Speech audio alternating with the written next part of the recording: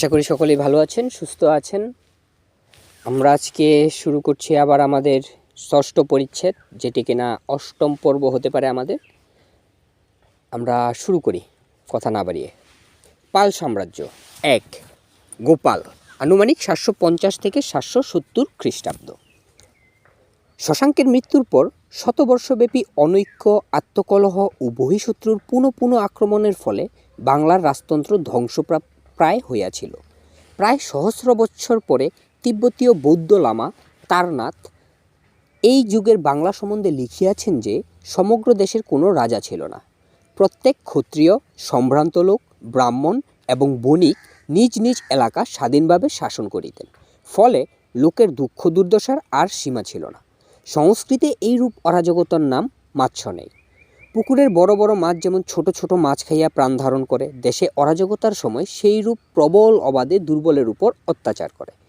এই জন্য মাৎসনেই এই সংজ্ঞাটির উৎপত্তি। সমসাময়িক লিপিতে বাংলাদেশে মাৎসনের উল্লেখ আছে।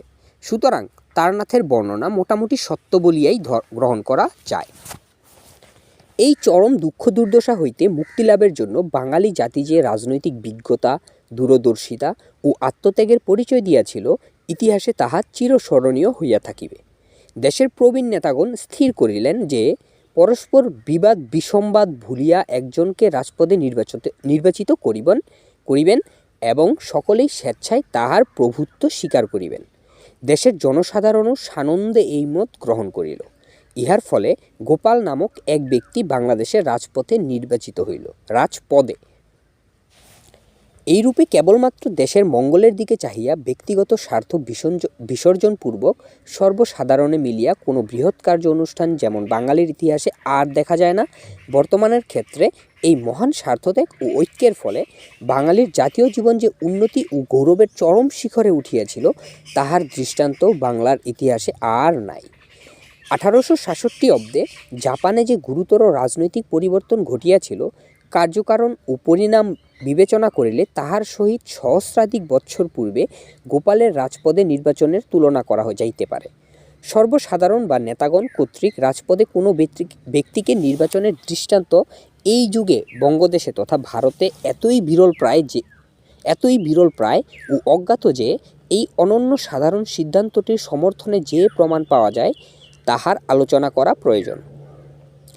মালদহ জেলার অন্তর্গত খালিমপুর গ্রামে আবিষ্কৃত একখানি তাম্রশাসনের 4th শ্লোকে বলা হইয়াছে, মাৎসনেয়ম পহিতুং প্রকৃতি ভীলং ক্ষণাৎ করং গ্রাহিতং শ্রী গোপাল ইতি ক্ষিতিশ শিবসাঙ্গ চূড়ামণিস্তুত।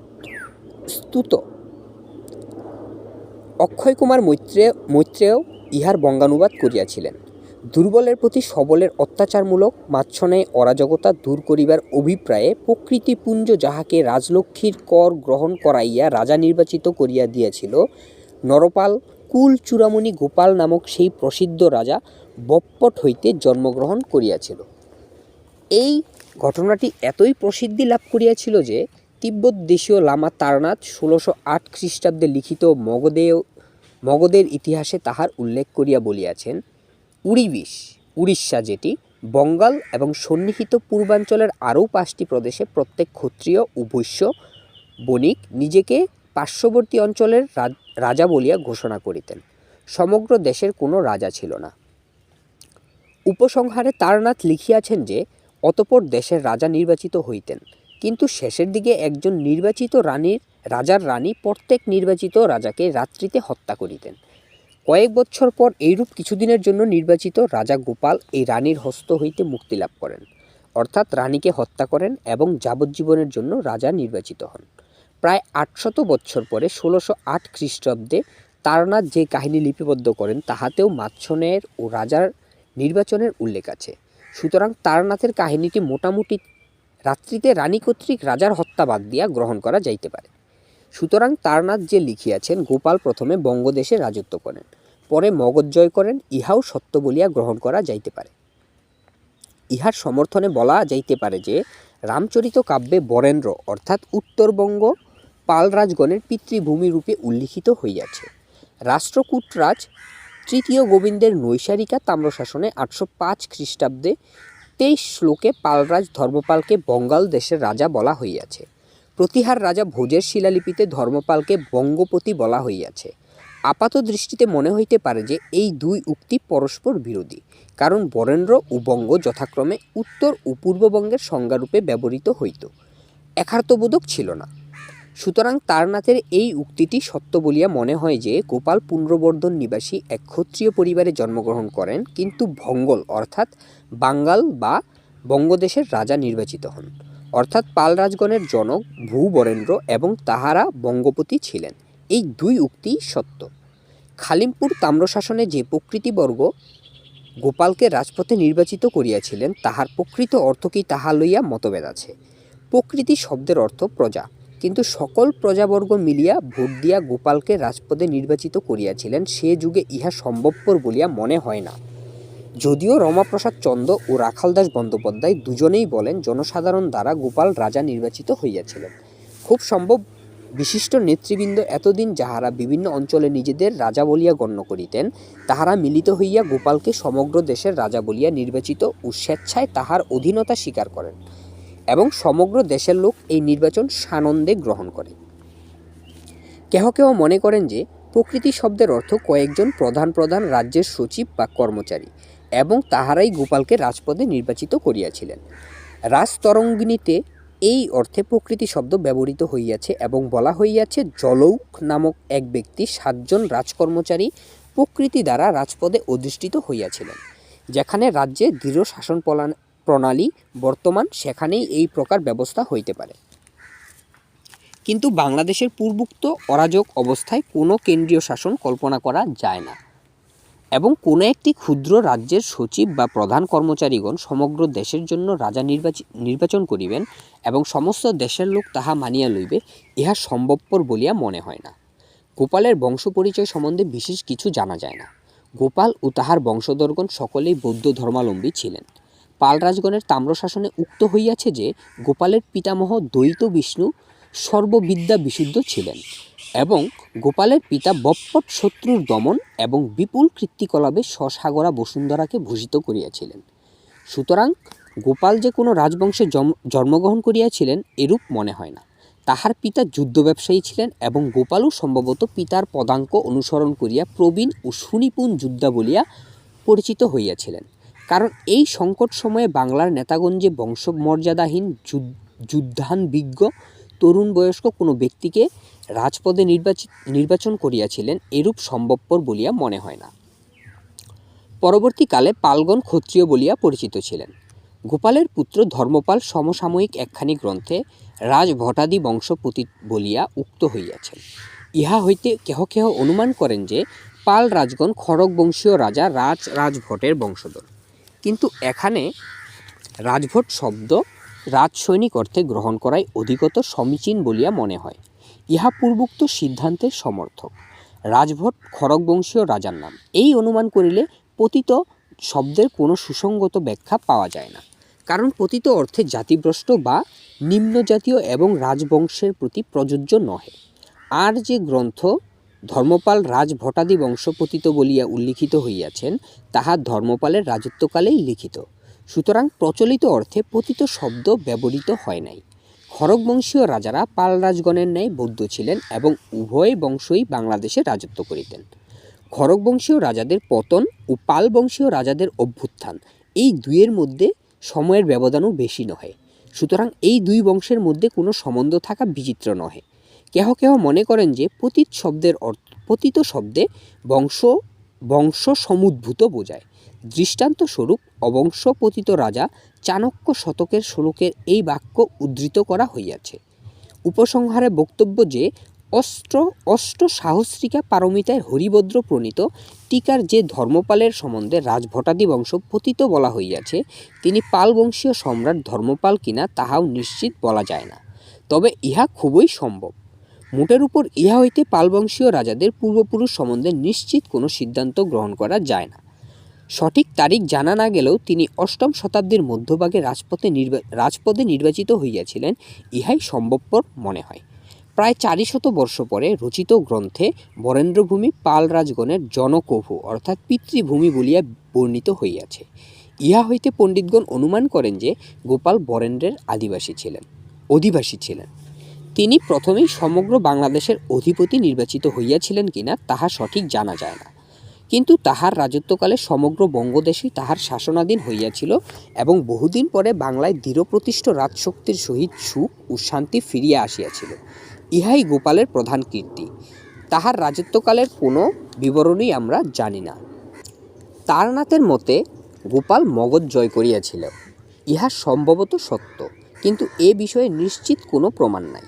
কিন্তু তিনি যে শতাব্দীব্যাপী বিশৃঙ্খলার পর তাহার রাজ্য এতদূর শক্তিশালী ও সুসমৃদ্ধ করিয়া যাইতে পারিয়াছিলেন, তাহার বলে বলিয়ান হইয়া তাহার পুত্র সমগ্র আর্যাবর্তে এক বিশাল সাম্রাজ্য প্রতিষ্ঠা করতে সমর্থ হইয়াছিলেন, ইহাতেই তাহার রাজোচিত গুণাবলী ও ভূদর্শনের যথেষ্ট পরিচয় পাওয়া যায়। গোপালের প্রসঙ্গ শেষ করিবার পূর্বে তাহার সম্বন্ধে কয়েকটি বিতর্ক সংকুল সমস্যার উল্লেখ করিব। সম্রাট ধর্মপালের খালিমপুর তাম্রশাসনের ৫ম শ্লোকে কথিত হইয়াছে, চন্দ্রের যেমন রোহিণী, অগ্নির যেমন সাহা, শিবের যেমন সুরবাণী, গৃহপতি কুবেরের যেমন ভদ্রকন্যা ভদ্রা, ইন্দ্রের যেমন পুলুমজা, বিষ্ণুর যেমন লক্ষ্মী, সেইরূপ গোপালদেব রাজার দ্রৌপদী নাম্নী চিত্তবিনোদকারিণী প্রিয়তমা মহিষী ছিল। পূর্বোদ্ধৃত অনুবাদে অদ্যবেশ শব্দটির মূল সংস্কৃত পদ ভদ্রতজ্জা, কিলহর্ণ ইহার ব্যাখ্যা করিয়াছিলেন, কিন্তু অক্ষয়কুমার মৈত্রেয় এই শব্দটির অর্থ করিয়াছেন ভদ্রকন্যা। ভদ্রকন্যা বলার কোনো সঙ্গত কারণ নাই, কারণ কুবেরের স্ত্রী যে ভদ্রলোকের কন্যা ইতরের কন্যা নহে, ইহা বলার কোনো সার্থকতা খুঁজিয়া পাওয়া কঠিন। সুতরাং কিলহর্ণের ব্যাখ্যাই সঙ্গত মনে হয়। বিশেষত বঙ্গদেশে ভদ্রবংশীয় রাজাদের অস্তিত্বের প্রমাণ আছে।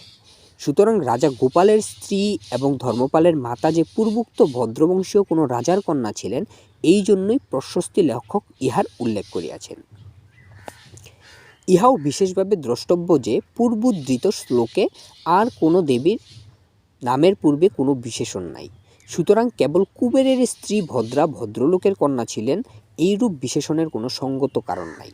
অসম্ভব নহে যে এই প্রাচীন রাজবংশের কন্যাকে বিবাহ করায় গোপালের রাজপদে নির্বাচনের পথ সুগম হইয়াছিল, কারণ গোপালের পিতা বা পিতামহ কেহই রাজকুলে জন্মগ্রহণ করিয়াছিলেন, এরূপ মনে করার সঙ্গত কারণ নাই।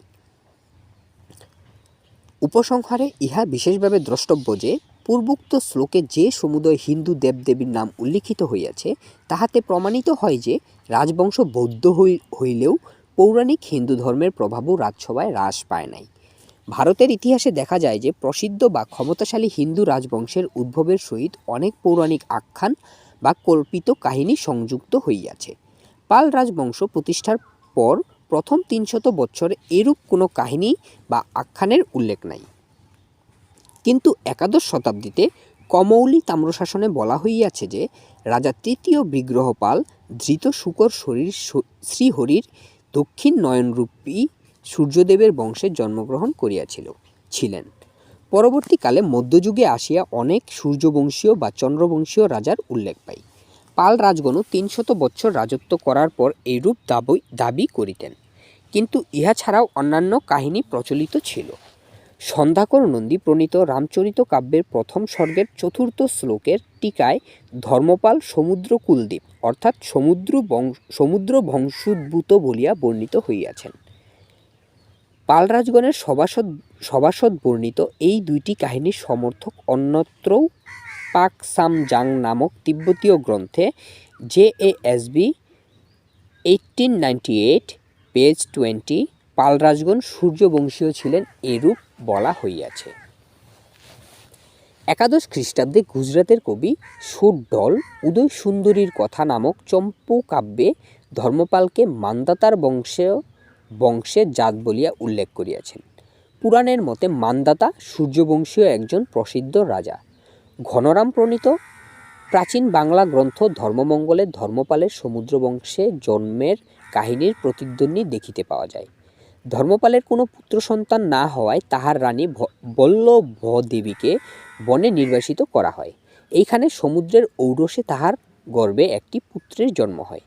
তিব্বতীয় লামা তারনাথও লিখিয়াছেন যে সমুদ্রের অধিপতি নাগরাজ সাগরপালের ঔরসে গোপালের কনিষ্ঠা স্ত্রীর গর্ভে তাহার উত্তরাধিকারীর জন্ম হয়। এই দুই শ্রেণীর কাহিনীর সামঞ্জস্য করার জন্য বলা যাইতে পারে যে সূর্যবংশীয় সাগর রাজার পুত্র সমুদ্র, সুতরাং সমুদ্রকুল ও সূর্যবংশ একই অর্থে সূচিত করে। পাল রাজগণের জাতি সম্বন্ধে রামচরিত কাব্যের প্রথম স্বর্গের সপ্তদশ শ্লোকের টিকায় তাহাদিগকে ক্ষত্রিয় বলা হইয়াছে। রাষ্ট্রকূট ও কলচুরি বংশীয় রাজগণের সহিত বৈবাহিক সম্বন্ধ পাল রাজগণের ক্ষত্রিয় বংশে জন্ম সমর্থন করে। তিব্বতীয় লামা তারনাথ বলেন যে রাজা গোপাল এক বৃক্ষ দেবতার ঔরসে ক্ষত্রিয় রমণীর গর্ভে জন্মগ্রহণ করেন। আর্য মঞ্জুশ্রী মূল কল্পে পাল রাজগণকে দাসজীবী অর্থাৎ নিম্ন জাতি বলা হইয়াছে। কেহ কেহ এরূপ মনে করেন। আবুল ফজলের মতে পাল রাজগণ কায়স্থ ছিলেন, কিন্তু শেষোক্ত দুইটি মত গ্রহণযোগ্য নহে। গোপাল ও তাহার পরবর্তী পাল রাজগণ যে বৌদ্ধ ছিলেন এবং বৌদ্ধ ধর্মের পৃষ্ঠপোষকতা করিতেন সে সম্বন্ধে কোনো সন্দেহ নাই। তবে গোপালের পিতা পিতামহ বৌদ্ধ ছিলেন কিনা এই সম্বন্ধে কিছু নিশ্চিত সিদ্ধান্ত করা যায় না। তিব্বতীয় গ্রন্থ হইতে জানা যায় যে গোপাল নালন্দায় একটি বৌদ্ধবিহার ও অন্যান্য অনেক বৌদ্ধ প্রতিষ্ঠান স্থাপিত করিয়াছিলেন। ভারতের অন্যত্র যখন বৌদ্ধ ধর্মের প্রভাব ক্ষীণ হইতে ক্ষীণতর হইয়া আসিতেছিল, তখনও বাংলাদেশ ও বিহারে পাল রাজগণের পৃষ্ঠপোষকতায় বৌদ্ধ ধর্ম অপেক্ষাকৃত প্রভাবশালী ছিল। গোপালের রাজ্যকাল সম্বন্ধে নিশ্চিত কিছু জানা যায় না। তারনাথের মতে তিনি ৪৫ বছর এবং আর্য মঞ্জুশ্রী মূলকল্প অনুসারে ২৭ বছর রাজত্ব করেন। শেষোক্ত গ্রন্থ মতে ৮০ বছর বয়সে তাহার মৃত্যু হয়। যে সংকট বা বিপ্লবের সময় গোপাল রাজপথে নির্বাচিত হইয়াছিলেন, তখন তিনি যে তরুণ যুবক ছিলেন এরূপ মনে হয় না। তাহার পুত্র ও পৌত্র যথাক্রমে অন্তত ৩২ ও ৩৫ বছর রাজত্ব করিয়াছিলেন। সুতরাং গোপাল ৪৫ বছর রাজত্ব করিয়াছিলেন অথবা ৮০ বছর জীবিত ছিলেন, ইহা সম্ভবপর মনে হয় না। সমস্ত অবস্থা পর্যালোচনা করিয়া মনে হয় যে গোপাল ৭৪০ হইতে ৭৫০ খ্রিস্টাব্দের মধ্যে রাজা নির্বাচিত হন। আনুমানিক ৭৭০ খ্রিস্টাব্দে তাহার মৃত্যু হয়। ধর্মপাল ২, আনুমানিক ৭৭০ থেকে ৮১০ খ্রিস্টাব্দ। গোপালের মৃত্যুর পর আনুমানিক ৭৭০ অব্দে তাহার পুত্র ধর্মপাল সিংহাসনে আরোহণ করেন। ধর্মপাল বীর সাহসী ও রাজনীতি কুশল ছিলেন। গোপালের সুশাসনের ফলে বাংলাদেশের শক্তি ও সমৃদ্ধি অনেক বাড়িয়াছিল। সুতরাং তিনি প্রথম হইতেই আর্যাবর্তে এক সাম্রাজ্য স্থাপনের কল্পনায় মাতিয়া উঠিলেন। কিন্তু শীঘ্রই তাহার এক প্রতিদ্বন্দ্বী উপস্থিত হইল। ইনি প্রতিহার বংশীয় রাজা বৎসরাজ। প্রতিহারেরা সম্ভবত গুর্জর জাতীয় ছিলেন। কেহ কেহ অনুমান করেন এই গুর্জর জাতি হুন দিগের সঙ্গে বা অব্যবহিত পরে ভারতে আসিয়া পঞ্জাব, রাজপুতনা ও মালবে ক্ষুদ্র ক্ষুদ্র রাজ্য স্থাপন করে। অষ্টম শতাব্দীর শেষার্ধে মালব ও রাজপুতানার প্রতিহারে রাজা বৎসরাজ বিশেষ শক্তিশালী হইয়া ওঠেন। যে সময় ধর্মপাল বাংলাদেশ হইতে পশ্চিম দিকে বিজয়াভিযান করেন, সেই সময় বৎসরাজও সাম্রাজ্য স্থাপনের চেষ্টায় পূর্ব দিকে অগ্রসর হন। ফলে উভয়ের মধ্যে সংঘর্ষ হয় এবং ধর্মপাল পরাজিত হন। রাষ্ট্রকূটরাজ তৃতীয় গোবিন্দের একখানি তাম্রশাসনে কথিত হইয়াছে যে রাষ্ট্রকূটরাজ ধ্রুব হেলাই গৌড়রাজ্য জয়জনিত অহংকারে মত্ত বৎসরাজকে অচিরাৎ দুর্গম মরুর মধ্যে তাড়িত করিয়া তাহার গৌর জয়লব্ধ শরদিন্দু ধবল ছত্রদয়ী কারিয়া আনিয়াছিলেন। ধ্রুব কর্তৃক বৎসরাজের এই পরাজয় আনুমানিক ৭৯০ খ্রিস্টাব্দে ঘটিয়াছিল। সুতরাং ইহার অনতিকাল পূর্বেই বৎসরাজ ধর্মপালকে পরাজিত করিয়া তাহার ধবল রাজ ছত্রদয় কারিয়া নিয়াছিলেন। ধর্মপাল যে গুরুতর রূপে পরাজিত হইয়াছিলেন তাহাতে সন্দেহ নাই। কিন্তু বৎসরাজ কতদূর অগ্রসর হইয়াছিলেন এবং কোথায় এই যুদ্ধ হইয়াছিল সে সম্বন্ধে নিশ্চিত কিছু জানা যায় না। কেহ কেহ অনুমান করেন যে বৎসরাজ বঙ্গদেশ পর্যন্ত অগ্রসর হইয়াছিলেন। ইহার একমাত্র প্রমাণ পৃথ্বীরাজ বিজয় নামক একাদশ খ্রিস্টাব্দে রচিত কাব্যের একটি উক্তি যে চাহমান রাজ দুর্লভ রাজ গঙ্গাসাগর সঙ্গমে স্নান করিয়া তাহার দেহ পবিত্র করিয়াছিলেন। দুর্লভ রাজের পুত্র বৎসরাজের পুত্রের অধীন একজন সামন্ত রাজা ছিলেন। সুতরাং দুর্লভরাজ বৎসরাজের সামন্ত ছিলেন এবং তাহার সহিত বিজয়যাত্রায় বঙ্গদেশ পর্যন্ত অগ্রসর হইয়াছিলেন। ঘটনার ৪০০ বৎসর পরে লিখিত একখানি কাব্যে উল্লিখিত গঙ্গাসাগর সঙ্গমে স্নান হইতে এরূপ গুরুতর একটি ঐতিহাসিক সিদ্ধান্ত সঙ্গত নহে। কিন্তু ধর্মপালের সৌভাগ্যক্রমে এই সময় দক্ষিণা পথের রাষ্ট্রকূটরাজ ধ্রুব আর্যাবর্তে বিজয় অভিযান করিয়া বৎসরাজকে পরাজিত করেন। বৎসরাজ পলাইয়া মরুভূমিতে আশ্রয় লহিলেন এবং তাহার সাম্রাজ্য প্রতিষ্ঠার আশা দুর্বৃত হইল। ধ্রুব বৎসরাজকে পরাস্ত করিয়াই ক্ষান্ত হইলেন না। তিনি ধর্মপালের বিরুদ্ধে অগ্রসর হইলেন। ধর্মপাল ইতিমধ্যে মগধ, বারাণসী ও প্রয়াগ জয় করিয়া গঙ্গা যমুনার মধ্যবর্তী ভূভাগ পর্যন্ত অগ্রসর হইয়াছিলেন। এইখানে ধ্রুবর সহিত তাহার যুদ্ধ হইল। রাষ্ট্রকূটরাজের প্রশস্তি মতে ধ্রুব ধর্মপালকে পরাজিত করিয়াছিলেন, কিন্তু ইহাতে ধর্মপালের বিশেষ কোনো অনিষ্ট হইয়াছিল বলিয়া মনে হয় না। খুব শীঘ্রই দক্ষিণাপথে ফিরিয়া গেলেন। ধ্রুব শীঘ্রই দক্ষিণাপথে ফিরিয়া গেলেন এবং ধর্মপালের আর কোনো প্রতিদ্বন্দ্বী রহিল না। এই সুযোগে ধর্মপাল ক্রমে ক্রমে প্রায় সমগ্র আর্যাবর্ত জয় করিয়া নিজের আধিপত্য স্থাপন করিলেন। ইহার ফলে সার্বভৌম সম্রাটের পদপ্রাপ্ত হইলেন এবং গৌরবসূচক পরমেশ্বর, পরম ভট্টারক, মহারাজাধিরাজ প্রভৃতি উপাধি গ্রহণ করিলেন। ধর্মপালের পুত্র দেবপালের তাম্রশাসনে উক্ত হইয়াছে যে ধর্মপাল দিগ্বিজয়ে প্রবৃত্ত হইয়া কেদার ও গোকর্ণ এই দুই তীর্থ এবং গঙ্গাসাগর সঙ্গম দর্শন করিয়াছিলেন। কেদার হিমালয়ে অবস্থিত সুপরিচিত তীর্থ। গোকর্ণের অবস্থিতি লইয়া পণ্ডিতগণের মধ্যে মতভেদ আছে।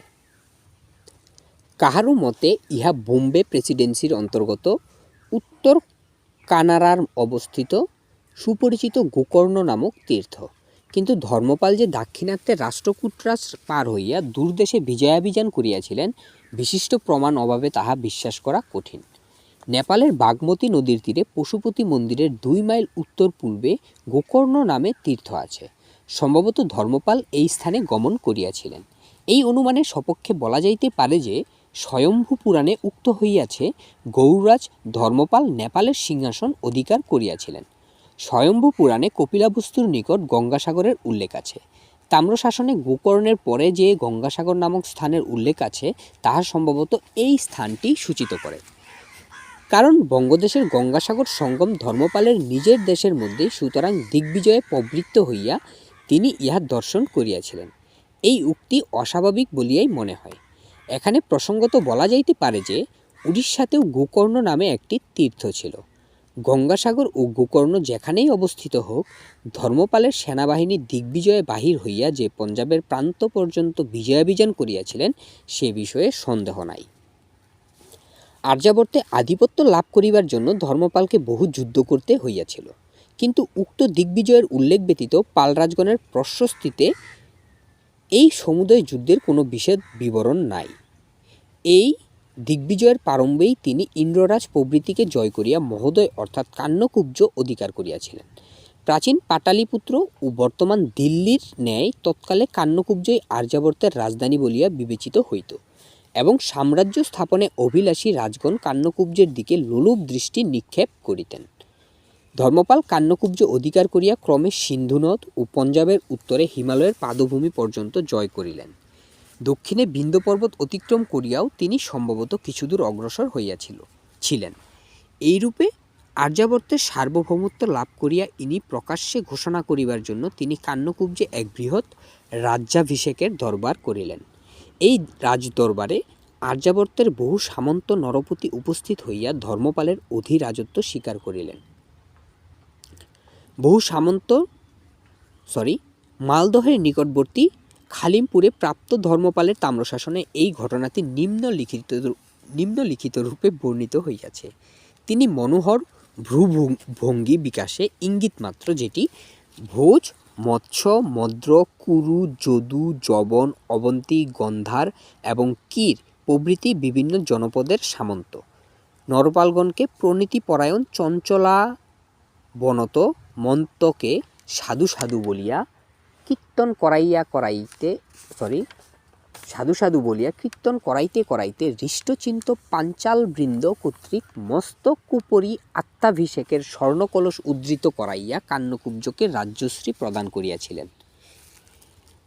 এই শ্লোকে যে সকল রাজ্যের উল্লেখ আছে তাহাদের রাজগণ সকলেই কান্যকুব্জে আসিয়াছিলেন এবং যখন পঞ্চাল দেশের বায়ুবৃদ্ধগণ ধর্মপালের মস্তকে স্বর্ণকলস হইতে পবিত্র তীর্থজল ঢালিয়া তাহাকে কান্যকুব্জে রাজপদে অভিষেক করিতেছিলেন, সকলেই তখন নতশিরে সাধু সাধু বলিয়া এই কার্য অনুমোদন করিয়াছিলেন, অর্থাৎ তাহাকে রাজচক্রবর্তী বলিয়া সসম্ভ্রমে অভিবাদন করিয়াছিলেন।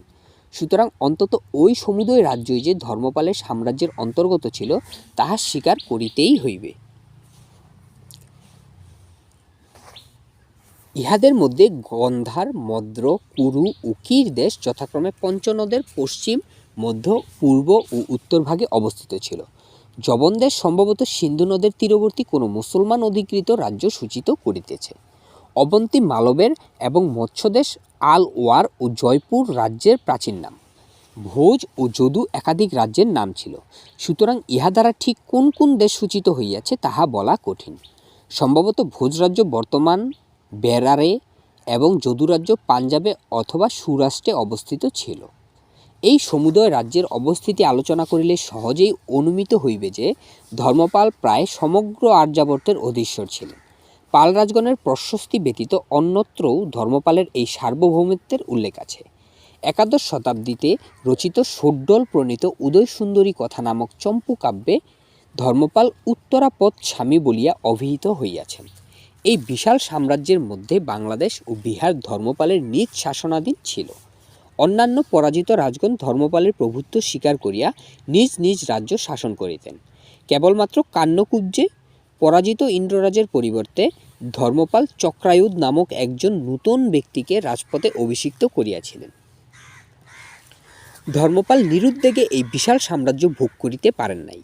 তাহার পূর্বতন প্রতিদ্বন্দ্বী প্রতিহার রাজা বৎসরাজের পুত্র নাগভট শীঘ্রই কতক রাজ্য জয় এবং কতক রাজ্যের সহিত মিত্রতা স্থাপনপূর্বক স্বীয় শক্তি বৃদ্ধি করিয়া ধর্মপালের বিরুদ্ধে অগ্রসর হইলেন।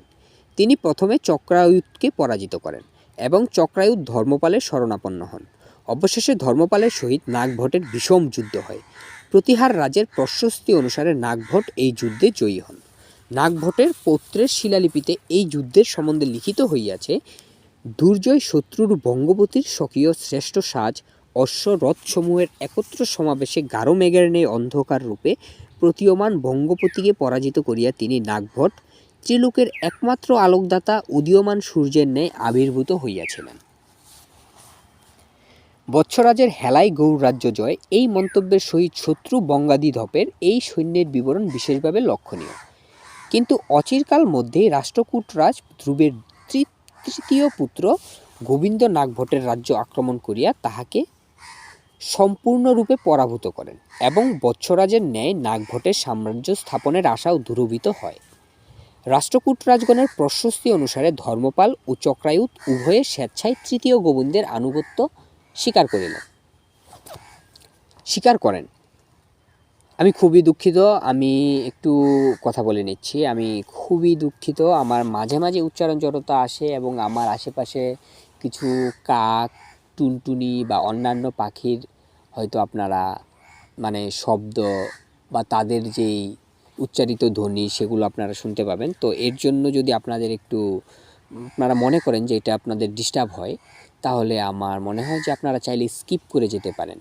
হ্যাঁ, তবে আমি মনে করি যে একটু থাকুক, আমি যে একটু প্রকৃতির কাছাকাছি আছি, প্রকৃতির কাছাকাছি বসে বই পাঠ করছি, এটি আমি চাই এই স্মৃতিগুলো থেকে যাক, এই স্মৃতিগুলো থাক। যাই হোক, আমরা শুরু করছি। আমি খুবই দুঃখিত এর জন্য এবং লজ্জিত।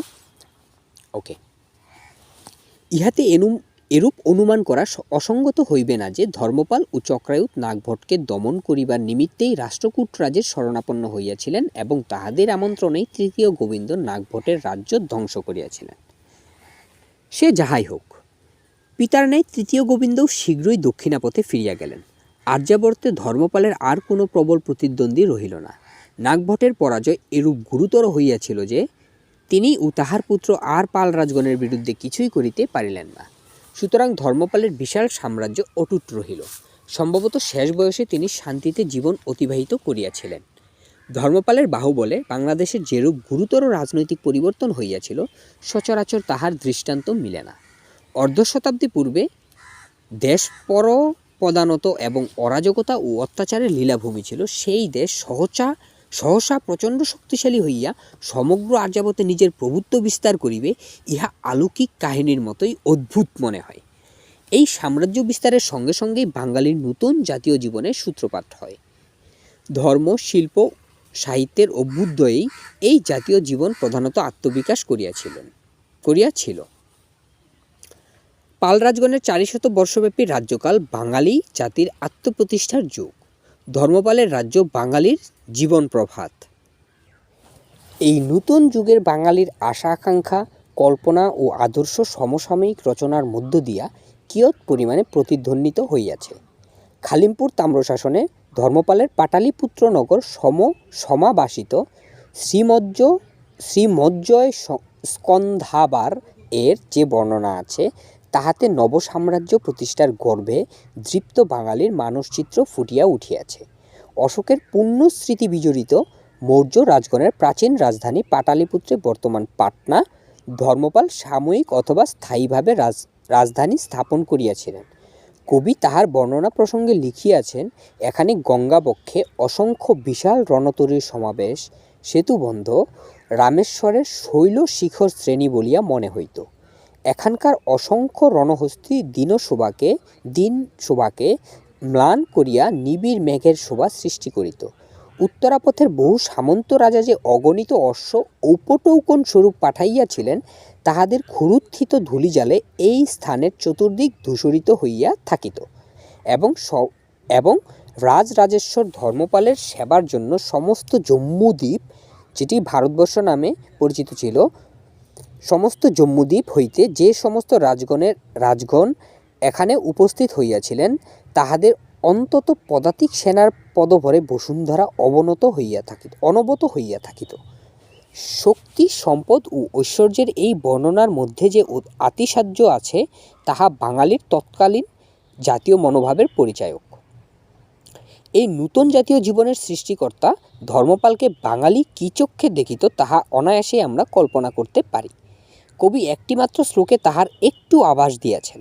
লিখিয়াছেন, সীমান্ত দেশে গোপগণ, বনে বনচারগণ, গ্রাম সমীপে জনসাধারণ, প্রত্যেক গৃহপ্রাঙ্গণে ক্রিয়ারত শিশুগণ, প্রতি দোকানে ক্রয় বিক্রয়কারীগণ, এমনকি বিলাস গৃহের পিঞ্জরস্থিত শুকগণও সর্বদা ধর্মপালের গুণগান করিত। সুতরাং ধর্মপাল সর্বত্র এই আত্মস্তুতি শ্রবণ করিতেন এবং লজ্জায় সর্বদাই তাহার বদনমণ্ডল নত হইয়া থাকিত। একদিন বাংলার মাঠে ঘাটে ঘরে বাহিরে যাহার নাম লোকের মুখে মুখে ফিরিত, তাহার কোনো স্মৃতি আজ বাংলাদেশে নাই। অদৃষ্টের নিদারুণ পরিহাসে বাঙালি তাহার নাম পর্যন্ত ভুলিয়া গিয়াছিল।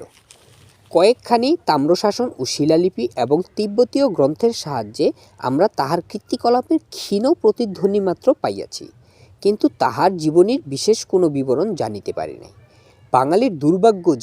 বাংলাদেশের দুর্ভাগ্য যে কয়েকটি স্থূল ঘটনা ব্যতীত এই মহাবীর ও মহাপুরুষের ব্যক্তিগত জীবন ও চরিত্র সম্বন্ধে আর কিছুই জানিবার উপায় নাই। ধর্মপাল রাষ্ট্রকূটরাজ পরবলের কন্যা রন্না দেবীকে বিবাহ করিয়াছিলেন।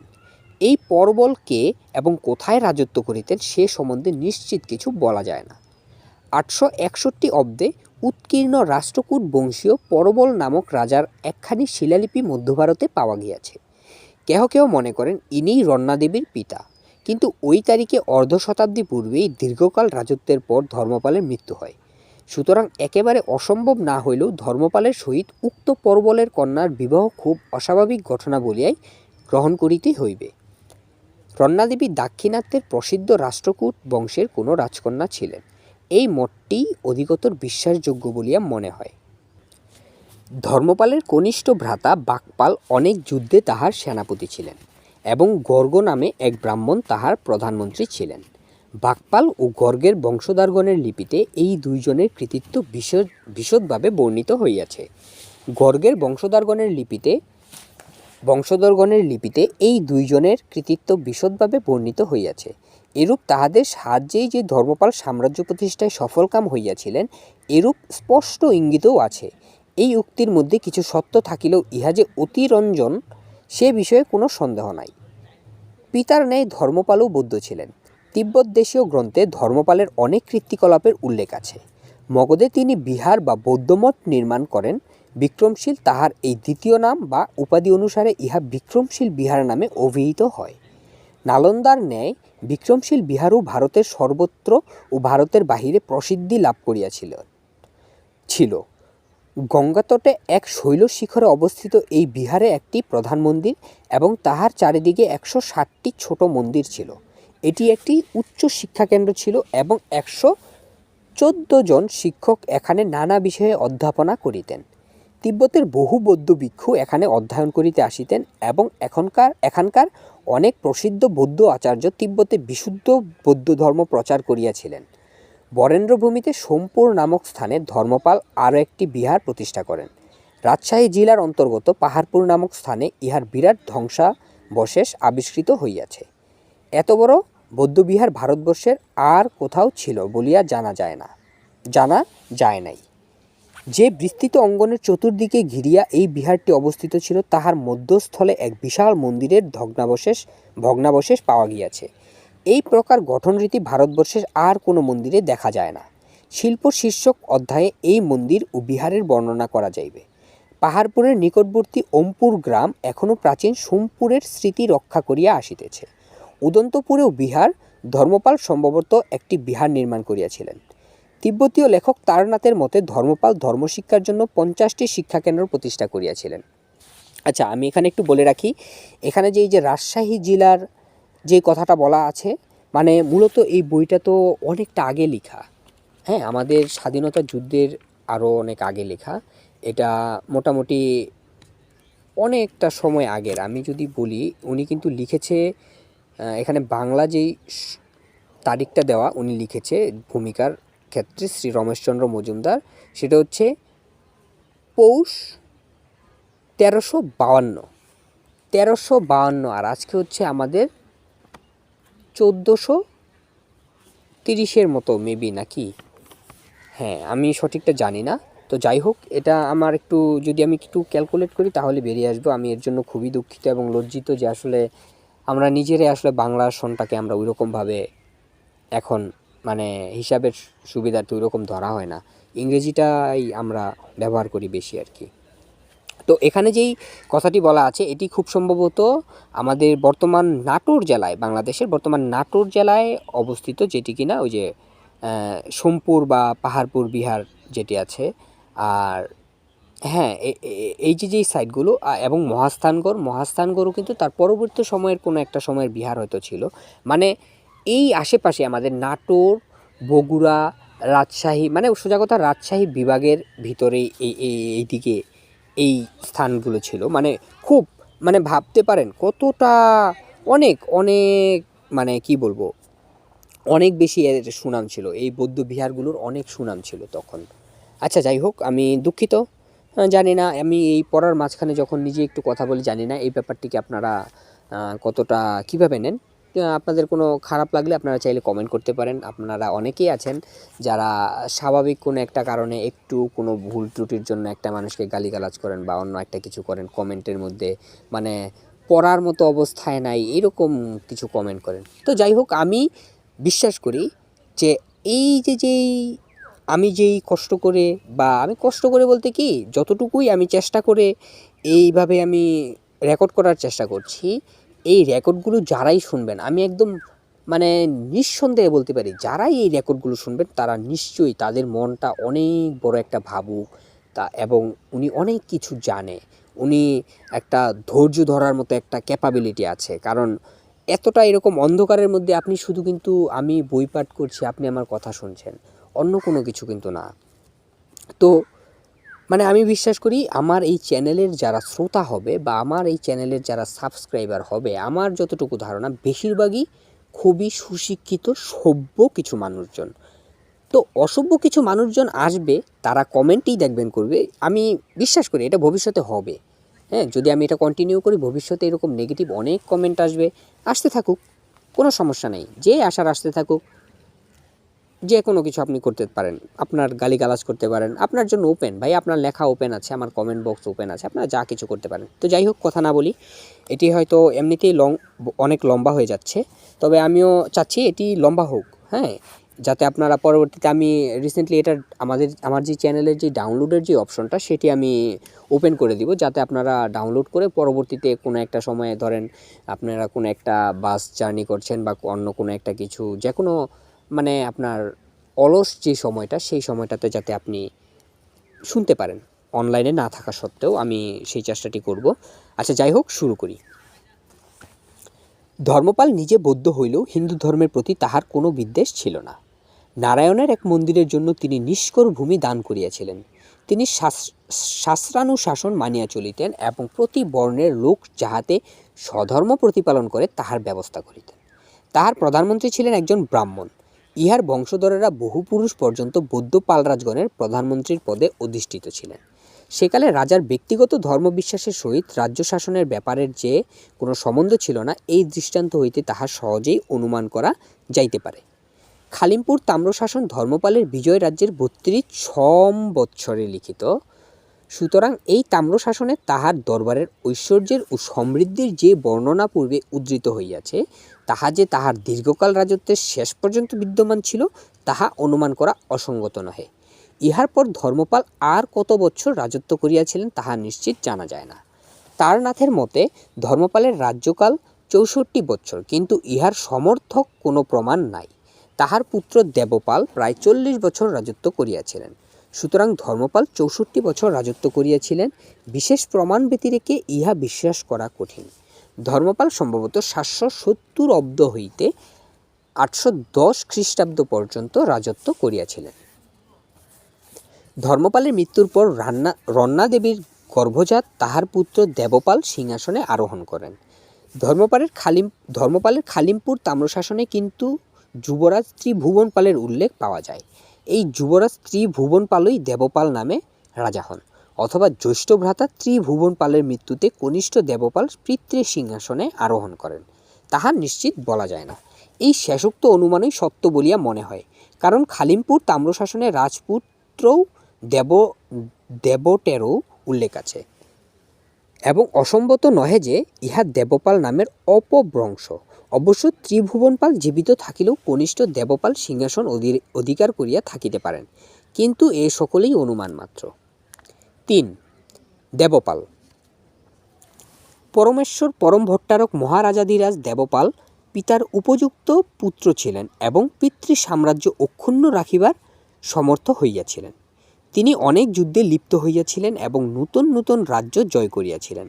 তাহার তাম্রশাসনে উক্ত হইয়াছে যে তাহার বিজয় বাহিনী দক্ষিণে বিন্ধ্য পর্বত ও পশ্চিমে কাম্বোজ দেশ অর্থাৎ কাশ্মীরের সীমান্ত পর্যন্ত অগ্রসর হইয়াছিল। তাহার সেনাপতি ও মন্ত্রীগণের বংশধরদের লিপিতে বিজিত রাজ্যের তালিকা পাওয়া যায়।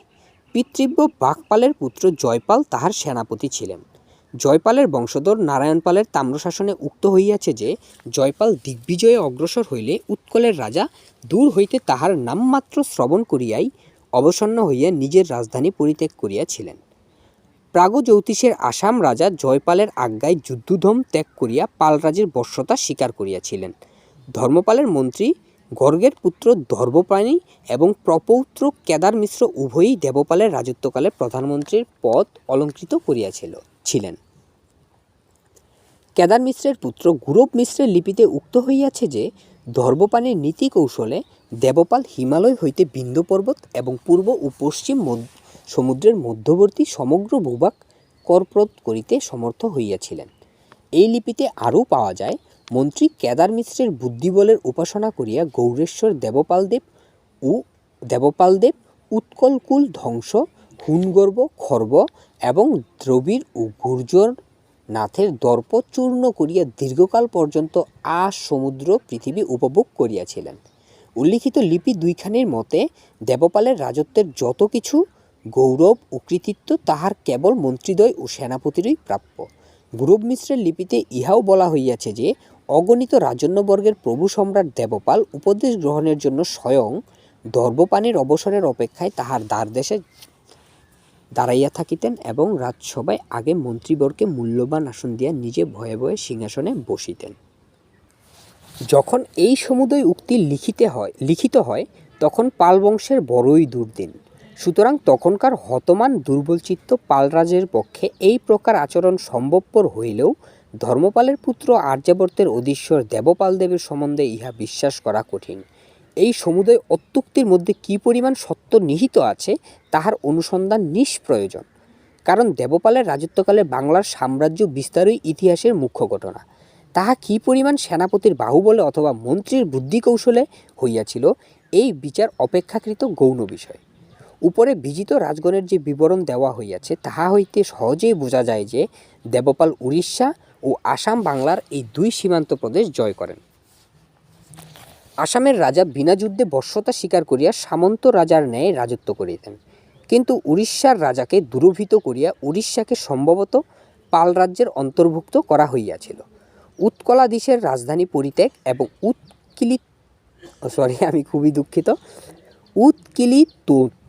উৎকিলিতোৎ কলকুল, আচ্ছা আমি বানানটা আপনাদের করে দিচ্ছি, প্রসৌ খণ্ডত কয় দিগিকার কি লয় রসিকার লি তে একার জফলা তে উকার খণ্ডত। দেখুন আমি খুবই দুঃখিত যে কতটা নিজেকে মাঝে মাঝে মূর্খ মনে হয় যে এই ধরনের উচ্চারণগুলো ভালোভাবে পারি না। আচ্ছা যাই হোক, তাহলে হলো উৎকিলিতোৎ কলকুল এই প্রকার পদ প্রয়োগ এই সিদ্ধান্তের সমর্থন করে। উড়িষ্যার ভঞ্জরাজ বংশের লিপি হইতে জানা যায় যে রণবঞ্জের পর এই রাজগণ প্রাচীন খিঞ্জলি রাজ্য ও রাজধানী ত্যাগ করিয়া উড়িষ্যার দক্ষিণ সীমান্তে গঞ্জাম জেলায় আশ্রয় লইতে বাধ্য হইয়াছিলেন। রণভঞ্জ সম্ভবত নবম শতাব্দীর প্রথম ভাগ পর্যন্ত রাজত্ব করেন। সুতরাং খুব সম্ভব এই বংশীয় রাজাকে দূর করিয়াই দেবপাল উড়িষ্যা অন্তত তাহার অধিকাংশ ভাগ অধিকার করেন।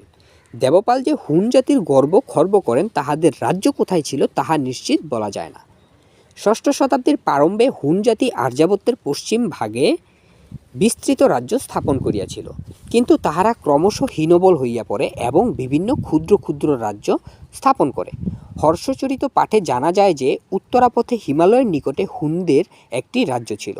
সম্ভবত দেবপাল এই রাজ্য জয় করিয়া কম্বুজ পর্যন্ত অগ্রসর হইয়াছিলেন। কাম্বুজ পঞ্চনদের উত্তর পশ্চিম ও গান্ধারের ঠিক উত্তরে এবং হুন রাজ্যের ন্যায় পাল সাম্রাজ্যের সীমান্তে অবস্থিত ছিল। সুতরাং এই দুই রাজ্যের সহিত দেবপালের বিরোধ খুবই স্বাভাবিক। এখানে বলা আবশ্যক যে মালব প্রদেশেও একটি হুন রাজ্য ছিল। দেবপাল যে গুর্জর রাজার দর্পচূর্ণ করিয়াছিলেন তিনি সম্ভবত নাগভটের পৌত্র প্রথম ভোজ। রাষ্ট্রকূটরাজ তৃতীয় গোবিন্দের হস্তে নিদারুণ পরাজয়ের পর প্রতিহার রাজ নাগভট ও তাহার পুত্র রামভদ্রের শক্তি অতিশয় ক্ষীণ হইয়াছিল। রামভদ্রের রাজত্বকালে প্রতিহার রাজ্য শত্রু কর্তৃক বিধ্বস্ত হইয়াছিল। এরূপ ইঙ্গিতও এই বংশের লিপিতে পাওয়া যায়। তৎপুত্র ভোজ প্রথমে কিছু সফলতা লাভ করিয়াছিলেন, এই কারণে যে তিনি 836 অব্দে কনৌজ ও কালঞ্জরের আধিপত্য লাভ করিয়াছিলেন, কিন্তু তিনি 866 অব্দের পূর্বে রাষ্ট্রকূটরাজ কর্তৃক পরাজিত এবং 869 অব্দের পূর্বে স্বীয় রাজ্য গুর্জর রত্রা বর্তমান রাজপুতানা হইতে বিতাড়িত হন। সম্ভবত 840 হইতে 860 অব্দের মধ্যে দেবপাল তাহাকে পরাজিত করেন। এই রূপে দেখিতে পাই ধর্মপাল যে সাম্রাজ্য প্রতিষ্ঠা করিয়াছিলেন, দেবপাল তাহার সীমান্তস্থিত কামরূপ, উৎকল, হুনদেশ ও কাম্বুজ জয় করেন এবং চিরশত্রু প্রতিহার রাজকে পরাজিত করেন। সুতরাং প্রশস্তিকার্যে তাহার রাজ্য হিমালয় হইতে বিন্ধ্য পর্বত এবং পূর্ব হইতে পশ্চিম সমুদ্র পর্যন্ত বিস্তৃত বলিয়া বর্ণনা করিয়াছেন, তাহা মোটামুটিভাবে সত্য বলিয়া গ্রহণ করা যায়। মুঙ্গেরে প্রাপ্ত দেবপালের তাম্রশাসনে তাহার সাম্রাজ্য হিমালয় হইতে রমেশ্বর সেতুবন্ধ পর্যন্ত বিস্তৃত ছিল বলিয়া বর্ণিত হইয়াছে। ইহা অতিরঞ্জিত এবং নিছক কবিকল্পনা বলিয়াই সকলে গ্রহণ করিয়াছেন, কিন্তু ইহার মূলে কিছু সত্য থাকিতেও পারে। দেবপাল যে দ্রাবিড়নাথের দর্প চূর্ণ করিয়াছিলেন, ঐতিহাসিকেরা তাহাকে দাক্ষিণাত্যের রাষ্ট্রকূটরাজ বলিয়াই গ্রহণ করিয়াছেন। প্রতিহার রাজার ন্যায় রাষ্ট্রকূট রাজার সহিত পাল রাজগণের বংশানুক্রমিক শত্রুতা ছিল। সুতরাং দেবপাল কোনো রাষ্ট্রকূট রাজাকে পরাভূত করিয়া থাকিবেন, ইহা খুবই স্বাভাবিক। কিন্তু দ্রাবিড় বলিতে সাধারণত দাক্ষিণাত্য বোঝায় না, ইহা দক্ষিণ ভারত অর্থাৎ কৃষ্ণা নদীর দক্ষিণ স্থিত ভূভাগের নাম। এই সুদূর দেশ যে দেবপাল যুদ্ধে লিপ্ত হইয়াছিলেন, ইহার সপক্ষে কোনো প্রমাণ না থাকাতেই পণ্ডিতগণ তাহার প্রতিদ্বন্দ্বী দ্রাবিড়নাথ ও রাষ্ট্রকূট রাজকে অভিন্ন বলিয়া গ্রহণ করিয়াছেন। কিন্তু দক্ষিণ ভারতের কয়েকখানি লিপি হইতে জানা যায় মগধ, কলিঙ্গ, চোল, পল্লব ও গঙ্গ প্রভৃতি রাজ্য মিলিত হইয়া পাণ্ড্য রাজ্যের সহিত যুদ্ধ করে। কুম্ভকুনম নামক স্থানে পাণ্ড্যরাজ শ্রীমার শ্রীবল্লভ ইহাদের পরাস্ত করেন। শ্রীমার শ্রীবল্লভের রাজ্যকাল 851 হইতে 862 অব্দ। ইহার অব্যবহিত পূর্বে দেবপাল যে মগধের রাজা ছিলেন সে সম্বন্ধে কোনো সন্দেহ নাই। আর উৎকল জয় করার পর যে তিনি কলিঙ্গ প্রভৃতি দেশের সঙ্গে রাজনৈতিক সম্বন্ধে আবদ্ধ হইয়া থাকিবেন ইহাও খুব স্বাভাবিক। সুতরাং অসম্ভব নহে যে উল্লিখিত মিলিত শক্তির সহিত দেবপাল পাণ্ড্যরাজ্যে কোনো যুদ্ধে জয়লাভ করিয়াছিলেন। রামেশ্বর সেতুবন্ধ পাণ্ড্যরাজ্যে অবস্থিত। সুতরাং দেবপালের সভাকবি হয়তো এই সমর বিজয় উপলক্ষ করিয়া দেবপালের রাজ্য রামেশ্বর সেতুবন্ধ পর্যন্ত বিস্তৃত বলিয়া বর্ণনা করিয়াছিলেন। দেবপাল অন্তত ৩৫ মতান্তরে ৩৯ বৎসর রাজত্ব করিয়াছিলেন। তাহার রাজ্যকাল ৮১০ হইতে ৮৫০ অব্দ অনুমান করা যাইতে পারে। তাহার সময়ে পাল সাম্রাজ্য গৌরবের চরম শিখরে আরোহণ করিয়াছিল। তাহার রাজত্বকালে বাঙালি সৈন্য ব্রহ্মপুত্র হইতে সিন্ধু নদের তীর এবং সম্ভবত দক্ষিণ ভারতের প্রায় শেষ প্রান্ত পর্যন্ত বিজয়াভিযান করিয়াছিল। প্রায় সমগ্র আর্যাবর্ত তাহার অধীশ্বর বলিয়া স্বীকার করিত। ভারতবর্ষের বাহিরেও তাহার খ্যাতি ও প্রতিপত্তি বিস্তৃত হইয়াছিল। জবদ্বীপ, সুমাত্রা ও মালয় উপদ্বীপের অধিপতি শৈলেন্দ্র বংশীয় মহারাজ বালপুত্রদেব তাহার নিকট দূত প্রেরণ করেন। শৈলেন্দ্ররাজ প্রসিদ্ধ নালন্দা বিহারে একটি মঠ প্রতিষ্ঠা করিয়াছিলেন। তিনি ইহার ব্যয় নির্বাহের জন্য 5টি গ্রাম প্রার্থনা করেন। তদনুসারে দেবপাল তাহাকে 5টি গ্রাম দান করেন। নালন্দা তখন সমগ্র এশিয়ার মধ্যে বৌদ্ধ ধর্মের প্রধান কেন্দ্র হইয়া উঠিয়াছিল এবং পাল রাজগণও বৌদ্ধ ধর্মের পৃষ্ঠপোষক রূপে ভারতের বাহিরে সর্বত্র বৌদ্ধগণের নিকট সুপরিচিত এবং সম্মানিত ছিলেন। দেবপাল যে নালন্দা বিহারের সহিত ঘনিষ্ঠভাবে সংযুক্ত ছিলেন অন্য একখানি শিলালিপিতে তাহার কিছু আভাস আছে। ইহা হইতে আমরা জানিতে পারি বর্তমান জালালাবাদ নিবাসী ব্রাহ্মণ বংশীয় ইন্দ্রগুপ্তের পুত্র বীরদেব দেবপাল নামক ভুবানীধিপতির নিকট পূজাপ্রাপ্ত এবং নালন্দার পরিপালনভার প্রাপ্ত হইয়াছিলেন। ৮৫১ অব্দে আরবি ভাষীয় লিখিত একখানি গ্রন্থ হইতে জানা যায় যে তৎকালে ভারতের 3টি প্রধান রাজ্য ছিল। ইহাদের মধ্যে 2টি যে রাষ্ট্রকূট ও গুর্জর প্রতিহার তাহা বেশ বোঝা যায়। তৃতীয়টি রুক্মি অথবা রক্ম। এই নামের অর্থ বা যাহা উৎপত্তি যাহাই হোক ইহা যে পাল রাজ্যকে সূচিত করে সে বিষয়ে কোনো সন্দেহ নাই। উল্লিখিত গ্রন্থ অনুসারে রম্ভ দেশের রাজা প্রতিবেশী গুর্জর ও রাষ্ট্রকূট রাজার সহিত সর্বদাই যুদ্ধে লিপ্ত থাকিতেন, কিন্তু তাহার সৈন্য শত্রু সৈন্য অপেক্ষা অধিক ছিল। যুদ্ধযাত্রাকালে ৫০,০০০ রণহস্তি এবং সৈন্যগণের বস্ত্রাদি ধৌত করিবার জন্যই ১০-১৫,০০০ অনুচর তাহার সঙ্গে থাকিত। এই বর্ণনা সম্ভবত দেবপাল সম্বন্ধে প্রযোজ্য। সুর ঢল প্রণীত উদয় সুন্দরী কথা নামক কাব্য হইতে জানা যায় যে অভিনন্দ পালরাজ যুবরাজের সভাকবি ছিলেন। অভিনন্দ প্রণীত রামচরিত কাব্যে যুবরাজের আরও কিছু পরিচয় পাওয়া যায়। তিনি ধর্মপালের বংশে জন্মগ্রহণ করিয়াছিলেন এবং পাল কুলচন্দ্র এবং পাল কুল প্রদীপ প্রভৃতি আখ্যায় বিভূষিত হইয়াছিলেন। তাহার উপাধি ছিল হারবর্ষ এবং পিতার নাম বিক্রমশীল। তিনি অনেক রাজ্য জয় করিয়াছিলেন। যুবরাজ হারবর্ষ যে পালবংশীয় রাজা ছিলেন সে বিষয়ে কোনো সন্দেহ নাই। বিক্রমশীল যে ধর্মপালেরই নামান্তর তাহাতেও সন্দেহ করিবার বিশেষ কারণ নাই। যুবরাজ হারবর্ষ যে পালবংশীয় রাজা ছিলেন এ বিষয়ে কোনো সন্দেহ নাই। বিক্রমশীল যে ধর্মপালেরই নামান্তর তাহাতেও সন্দেহ করিবার বিশেষ কারণ নাই, কারণ তাহার প্রতিষ্ঠিত বিহার শ্রীমৎ বিক্রমশীল দেব মহাবিহার নামে অভিহিত হইয়াছে। সুতরাং যুবরাজের হারবর্ষ ধর্মপালের পুত্র ছিলেন এইরূপ অনুমান করা যাইতে পারে, কিন্তু হারবর্ষ যুবরাজ দেবপালেরই নামান্তর অথবা তাহার ভ্রাতা এ সম্বন্ধে নিশ্চিত কিছু বলা যায় না। ধর্মপাল ও দেবপালের রাজত্বকালে বাংলার শক্তি ও সমৃদ্ধি কিরূপ বাড়িয়াছিল তাহা সহজেই অনুমান করা যাইতে পারে, কিন্তু আশ্চর্যের বিষয় তিব্বত দেশীয় গ্রন্থে বর্ণিত হইয়াছে যে ধর্মপাল তিব্বতের রাজ্য খ্রি-স্রোং-ল্দে বৎসনের ৭৫৫ থেকে ৭৯৭ অব্দ বর্ষতা স্বীকার করেন এবং তিব্বতীয় রাজা রলুপচন ৮১৭ থেকে ৮৩৬ গঙ্গাসাগর পর্যন্ত জয় করেন। এই প্রকার দাবির মূলে কতদূর সত্য নিহিত আছে তাহা জানিবার উপায় নাই, কারণ ভারতীয় কোনো গ্রন্থ বা লিপিতে উক্ত তিব্বতীয় অভিযানের কোনো উল্লেখ নাই। তবে এরূপ অভিযান অসম্ভব নহে এবং সম্ভবত মাঝে মাঝে ইহার ফলে পাল রাজগণ বিপন্ন হইতেন। নাগভট্ট কর্তৃক ধর্মপালের পরাজয় এবং প্রথম ভোজের 836 অব্দে কনৌজ অধিকার প্রভৃতি ঘটনার সহিত এরূপ কোনো তিব্বতীয় অভিযানের প্রত্যক্ষ অথবা পরোক্ষ সম্বন্ধ থাকা বিচিত্র নয়। অর্ধ শতাব্দীর অধিককাল পর্যন্ত ধর্মপাল ও দেবপাল আর্যাবর্তে বিস্তৃত সাম্রাজ্যের অধীশ্বর ছিলেন। অনেকে মনে করেন যে হর্ষবর্ধনের সাম্রাজ্যই আর্যাবর্তের শেষ হিন্দু সাম্রাজ্য, কিন্তু পাল সাম্রাজ্য যে ইহা অপেক্ষাও বিস্তৃত এবং অধিককাল স্থায়ী হইয়াছিল সে বিষয়ে কোনো সন্দেহ নাই। প্রাচীন মৌর্য ও গুপ্ত সাম্রাজ্যের সহিত পাল সাম্রাজ্যের প্রকৃতিগত প্রভেদ ছিল। মৌর্য ও গুপ্ত সাম্রাজ্যের বিস্তৃত ভূভাগ স্বয়ং সম্রাট অথবা তন্নিযুক্ত শাসনকর্তার অধীনে থাকিত, কিন্তু বাংলা ও বিহার ব্যতীত আর্যাবর্তের অপর কোনো প্রদেশ যে পাল রাজগণের বা তাহার কর্মচারীদের শাসনাধীন ছিল এরূপ প্রমাণ পাওয়া যায় নাই। পরাজিত রাজগণ পাল রাজগণের অধীনতা এবং কোনো কোনো স্থলে করদান করিতে স্বীকার করিলেই সম্ভবত তাহারা বিনা বাধায় স্বীয় রাজ্য শাসন করিতে পারিতেন। তাহারা পাল রাজগণকে উপটৌকন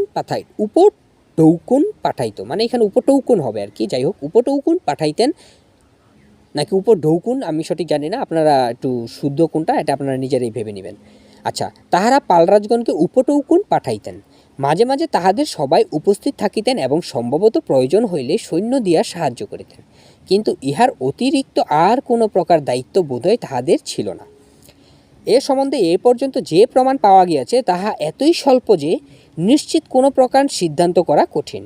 তবে হর্ষবর্ধনের সাম্রাজ্য যে এ বিষয়ে পাল সাম্রাজ্য অপেক্ষা শ্রেষ্ঠ ছিল এবং সাম্রাজ্যের বিভিন্ন অংশে ধর্মপাল বা দেবপাল অপেক্ষা সাক্ষাৎ সম্বন্ধে তাহার অধিকতর শক্তি বা ক্ষমতা ছিল, এরূপ মনে করিবার কোনো কারণ নাই। বাঙালির বাহুবলে আর্যাবর্তে বিশাল সাম্রাজ্য প্রতিষ্ঠায় ধর্মপাল ও দেবপালের রাজত্বের প্রধান ঐতিহাসিক ঘটনা। বাঙালির জাতীয় ইতিহাসে ইহার অনুরূপ শক্তি বা সমৃদ্ধির পরিচয় ইহার পূর্বে বা পরে আর কখনো পাওয়া যায় না। এই হলো আমাদের শেষ হলো ষষ্ঠ পরিচ্ছেদ।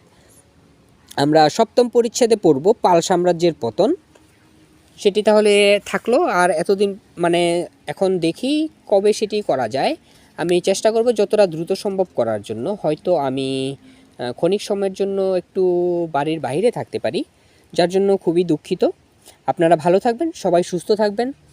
সবাইকে প্রতিটা মানুষকে আপনি নিজেও ভালো থাকার চেষ্টা করবেন, অপর একটা মানুষকেও ভালো রাখার চেষ্টা করবেন।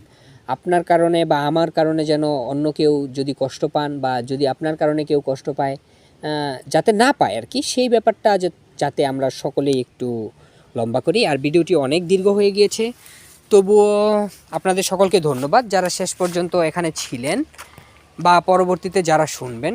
অবশ্যই আপনারা এতটা ধৈর্যের জন্য একটা ধন্যবাদ অবশ্যই প্রাপ্ত। যাই হোক, সবাই ভালো থাকেন, সুস্থ থাকেন। শুভ বিদায়, ভালো থাকবেন সবাই।